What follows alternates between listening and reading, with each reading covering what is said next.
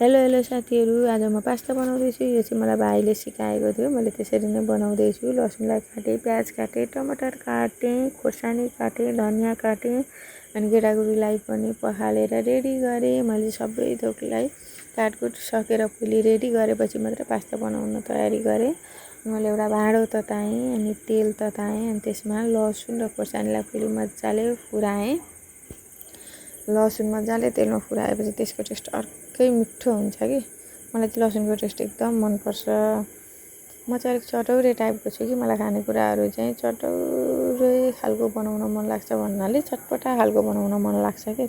अलिक चटपटा टाइपको भएन भने मलाई खानेकुराहरू खानु जस्तो नै हुँदैन। त्यही भएर मलाई अरूले बनाएर खानेकुरा त्यति धेरै मिठो लाग्दैन अनि म आफै दुःख पाउँछु।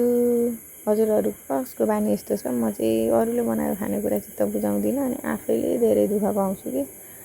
अनि मैले यसरी लसुन र खोर्सानी पकाइसकेपछि त्यसमा प्याज हालेर प्याजलाई पनि पकाउँदैछु। खानेकुराहरू कसैलाई चाहिँ जस्तो दिए पनि है कति मिठो मानेर खाइदिनुहुन्छ, यति खाइदिनुहुन्छ। मलाई चाहिँ फेरि खानेकुरा जस्तो तस्तो दियो भनेदेखि कहिलेकाहीँ त उस्तै ठाउँमा त खान नसकेर कति गाह्रो पर्छ कि।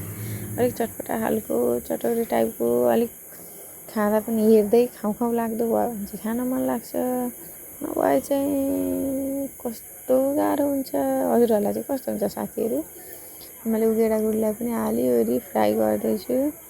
आज चाहिँ मैले अलिक डिफ्रेन्ट तरिकाले बनाउँदैछु के पास्ता। कहिलेकाहीँ सधैँ एउटै टेस्टले कति बनाउनु, कहिलेकाहीँ चाहिँ डिफ्रेन्ट तरिकाले खाऊँ न भन्ने इच्छा आयो। सधैँ एउटै तरिकाले बनायो भने त मिठो पनि हुँदैन नि त होइन साथीहरू। कहिले कस्तो नयाँ तरिकाले नयाँ टेस्ट लिन पाइयो भने पो खानेकुरा खाएको पनि मजा हुन्छ त। मलाई चाहिँ फेरि त्यसरी नै खानुपर्छ। अनि त्यो भएर आज चाहिँ मैले डिफ्रेन्ट तरिकाले भाइले बनाए जस्तै तरिकाले बनाउँदैछु। किनभने भाइले यसरी बनाएर देख्थ्यो, मलाई एकदम मिठो लागेको थियो कि।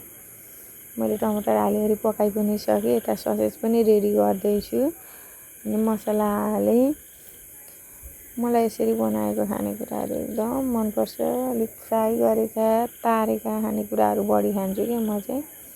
त्यही भएर यस्तै बनाउँदैछु। मैले पास्तालाई अघि रेडी गरिसकेको थिएँ अनि त्यही पास्तालाई फेरि अघि पकाएको भेजिजमा पास्ता हालेर मसला मजाले चलाएँ अनि चलाउँदै फ्राई गर्दैछु। पास्ता पनि मजाले पाक्नु पऱ्यो नि त, सबैतिर लाग्नु पऱ्यो अनि मात्र मिठो हुन्छ। त्यो भएर त्यसरी बनाउँदैछु। अनि यसरी बनाएका खानेकुराहरू चाहिँ मलाई चाहिँ एकदम मनपर्छ होइन। हजुरहरूलाई कस्तो लाग्छ? म चाहिँ यस्तै चटपटा खालको खानेकुराहरू बढी खान्छु। अनि यता ससेज पनि रेडी गर्दैछु। ससेजलाई पनि मजाले फ्राई गर्दैछु। ससेज चाहिँ कसलाई मनपर्छ? मेरो बाबुलाई चाहिँ एकदम धेरै मनपर्छ। सानोलाई पनि मनपर्छ, ठुलोलाई पनि मनपर्छ। अनि त्यो भएर आज ससेज फ्राई गरिदिँदैछु। मेरो पास्ता पनि रेडी भइसक्यो। त्यसमाथि अघि काटेको धनियाँलाई हालेँ अनि प्लेटिङ गर्दैछु। यता ससेज पनि पाकेर रेडी भइसक्यो। मजाले फ्राई भएपछि त्यसलाई प्लेटिङ गरेँ अनि बाबुलाई चाहेको थिएँ, मिठो लाग्यो अरे। By by, thank you by.